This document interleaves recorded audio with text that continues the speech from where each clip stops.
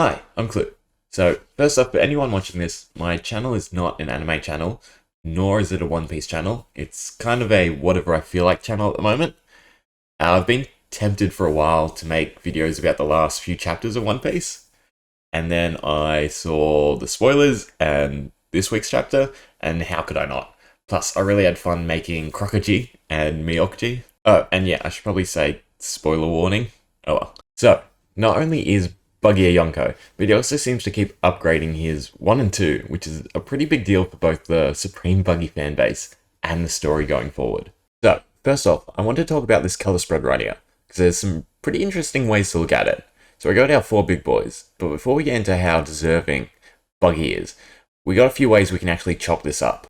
So first off, we've got the 2 newcomers and the 2 old dogs, and of course we know that it's going to be Luffy v Teach, so does that mean Buggy v Shanks? I mean, he's got that Mihawk edge now. And here's the thing, I would clearly say at the moment that Buggy is much more of an ally to Luffy than Shanks is.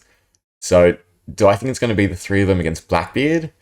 Yeah, no. See, I kind of subscribe to the Shanks as an ulterior motive club, and honestly, I really think Oda's going to play that Uno reverse card, making Buggy the ally and Shanks the more antagonistic person of the 2. I'm not going to say he's the central antagonist, but definitely not a direct aid to Luffy, more of a competitor. So, before we get to the bits and pieces of Buggy, there's just a few more points I think should be discussed about Shanks. Has he done anything in the story that has actually been a direct benefit to Luffy? Or there should be more consideration about, say, the Roger Pirates, because we've been shown Whitebeard, or Old Age Whitebeard, the crew I mean, where they're very family orientated, and then you're shown glimpses of the Roger Pirates, and they're sort of more similar to, say, the Rocks crew, where it's about showing your strength and your merit rather than protecting one another. It's a thrill of the fight rather than this sense of family. So, being from that background, what is Shanks' true character? Is he a family man, or is he more of a businessman? He's declared his desire to go after the One Piece, so what is he going to do to accomplish that? Right, on to the man of the hour, Buggy. So, should he be a Yonko? Yeah, most definitely. Him and Blackbeard so far are the most piratey pirates. They care about treasure, fame, and expanding their influence. Has he been mostly a gag character? Yeah. But really, take the second to think about it. Has he ever underperformed? Hell no. Go back and look at just his first fight with Luffy. Really think about it. It's a gag strip most of the time. I mean, he got tickled, stubbed his toes, and kicked in the balls. It was just a giant joke. But most importantly, this is the state Luffy left everyone else in their East Blue in. Buggy? Nope.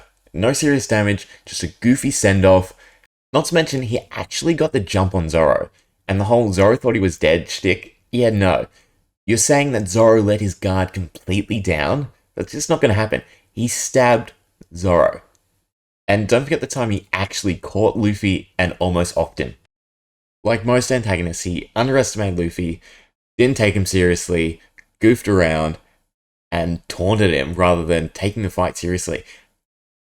I honestly think that, aside from Smoker, Buggy was one of the toughest people Luffy faced during the East Blue Saga, even tougher than Arlong. Oda also has the opportunity to do 2 main things with him. Say he always had Hockey, specializing in observation, with little to moderate armament. Conquerors will hold off on. And secondly, to outright say he has complete control of his Devil Fruit. I mean, he literally avoided Mihawk. You could write it off as being immune to slashing, or you could just give him the credit that he's that good. I mean, he served on the Rogers crew.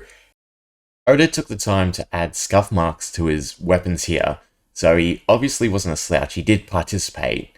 He actually has some degree of intelligence. I mean, he invented his own cannonballs, which he then micro-sized and hid inside himself inside a prison. And not just any prison, Impel Down. He snuck cannonballs inside the prison. Now, I don't think Oda will make him like Aizen, like some sort of secret antagonist that's been a genius all along. But I do think he's more capable than we give him credit for. Yes, he's a coward at times, much like Usopp, but he's also pretty bloodthirsty at times and very, very fame hungry. Now, again, I do think he's going to be an ally, and can't you just imagine the slapstick comedy of him and Luffy tag teaming, say, Blackbeard, just goofing off the whole fight? Anyway, onto Kllooooyy and Mihawk. So, do they make sense? Well, yeah, kind of. I think Buggy's become this excellent vehicle just to bring back any number of characters through his new cross guild. I mean, Crocodile would never make sense as a top dog antagonist anywhere in the new world. There's just no position for him except with Buggy. And here's the thing, he knows full well that he's just not some lackey. If anything, he probably thinks that he could just take over control whenever he wanted. And then he's also got the fame of Buggy being from Roger's crew that he could latch onto.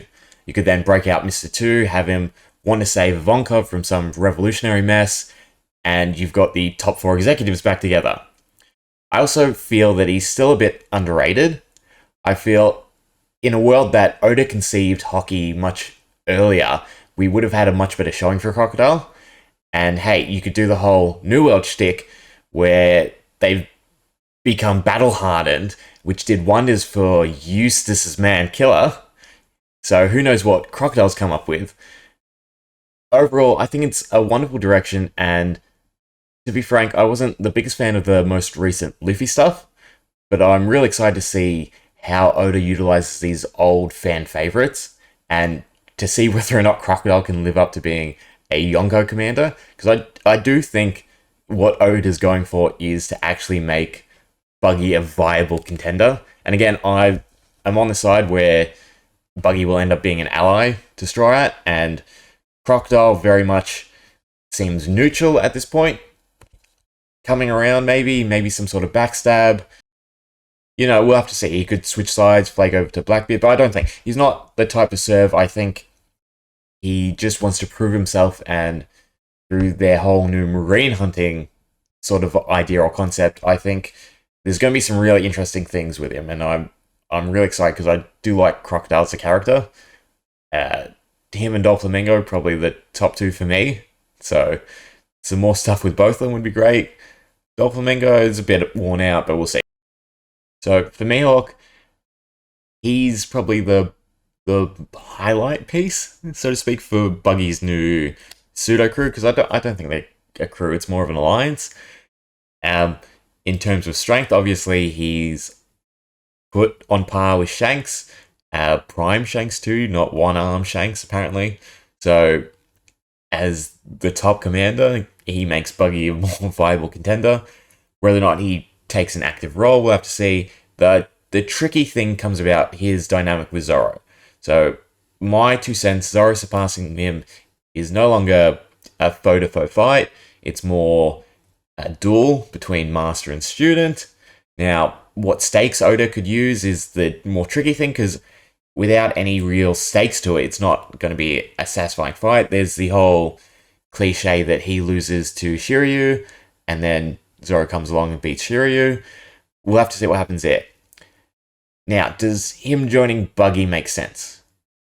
Well, one funny way to take it is, in Marineford, he couldn't cut Buggy. So you could imagine Buggy going to him and making him a bet, for instance. If you can cut me, do what you want, otherwise join my crew. And then him just getting pissed off and trying each other day to try and cut Buggy. It's an interesting topic to get in maybe some other time, whether or not, you know, Mihawk was using hockey and whether or not Buggy's immune to hockey, we'll have to see. The biggest thing is, through Buggy, he maintains his aloof freedom nature, where he can probably come and go and do whatever he wants, because again, much like Crocodile, he is using Buggy's new fame more so than actually Buggy as a crew captain.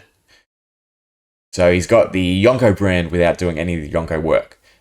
Though I do expect Oda to throw them both into the fray and make them more active participants, whether or not it's directly against Luffy or Blackbeard, or as adversaries for, say, Law or Kid, who are still striving for that higher purpose, or any of the other supernovas. I think it's a good dynamic to have, because you take Mihawk out and then Buggy and Crocodile is a joke.